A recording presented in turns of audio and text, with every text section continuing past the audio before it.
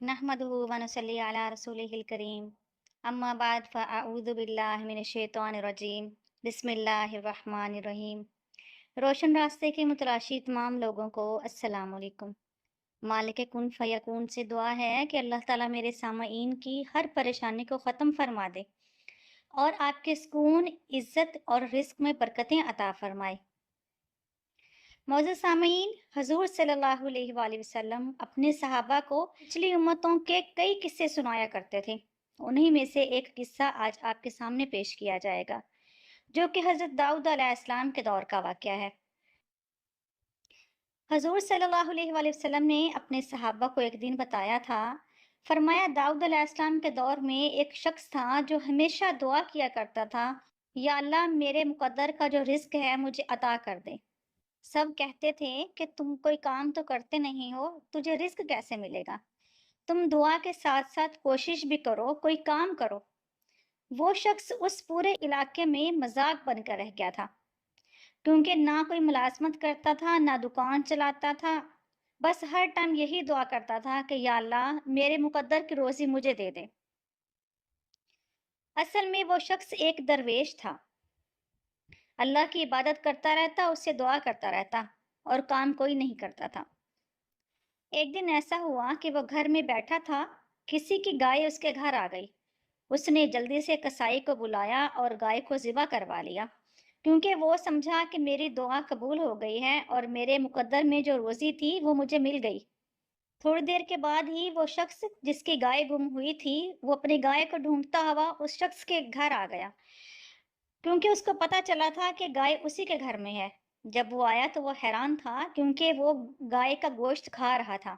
ये देखकर उस शख्स को बहुत गुस्सा आया और वो दरवेश को मारने लगा कि तूने मेरी गाय को ज़िबा क्यों किया। और फिर ये मामला हज़रत दाऊद अलैहिस्सलाम की अदालत में चला गया। हज़रत दाऊद अलैहिस्सलाम ने इस दरवेश से कहा, तुमने गलत किया। अगर उसकी गाय तुम्हारे घर आ गई थी तो तुम उसे वापस कर देते। तुमने उसको ज़िबा क्यों किया? दरवेश कहने लगा, ए अल्लाह के नबी, बाकी तमाम लोग मुझे बुरा भला कह रहे हैं, आप तो ना कहें। कहने लगा, मैं कई सालों से अल्लाह से दुआ मांगता था कि मेरे मुकद्दर का रिस्क मुझे अता कर दे। अब अगर मुझे मिल गया है तो सब मुझे ही बुरा भला कह रहे हैं।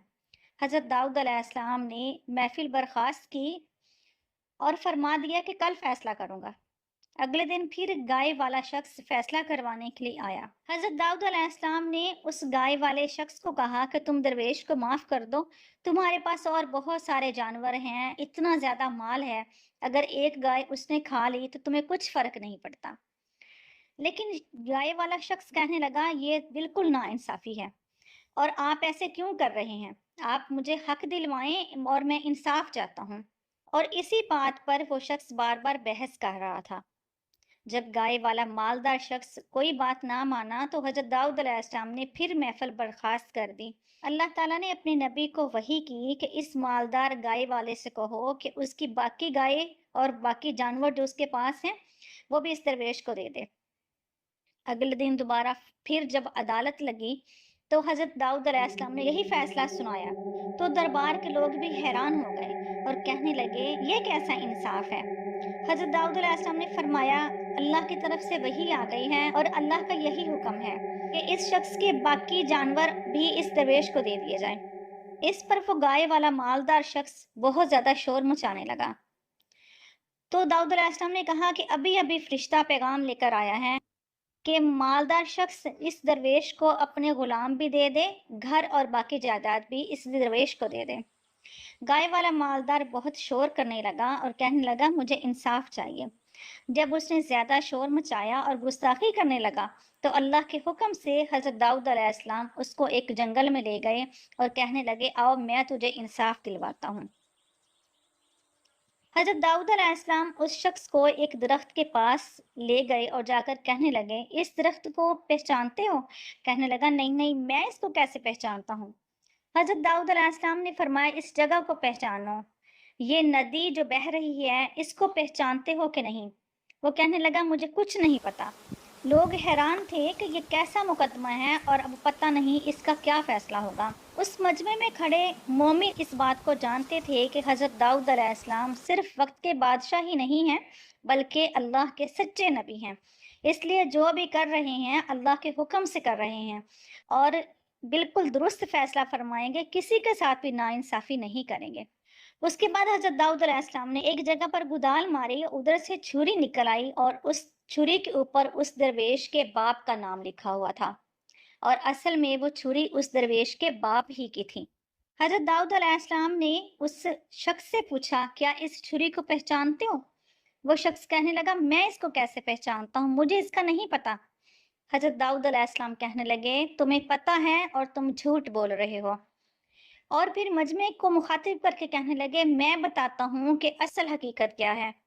حضرت داؤد علیہ السلام نے اس وقت کے تمام مومنین کو بتایا کہ یہ جو شخص ہے مقدمہ لے کر میرے پاس آیا ہے۔ کئی سال پہلے یہ اپنے آقا کے ساتھ سفر کر رہا تھا، اسی درخت کے نیچے اس کا آقا سویا پڑا تھا۔ اس غلام نے اس کے سامان سے یہ چھری نکالی اور اپنے آقا کو قتل کر دیا، اور اللہ کے حکم سے اس چھری کے اوپر ابھی تک خون لگا ہوا تھا۔ حضرت داؤد علیہ السلام بتانے لگے کہ یہ جو درویش ہے یہ اسی کے آقا کا بیٹا ہے۔ اس مالدار آدمی نے اس یتیم بچے کو دھکے دے کر گھر سے باہر نکال دیا اور اس کے گھر، جائیداد اور جانوروں پر قبضہ کر لیا۔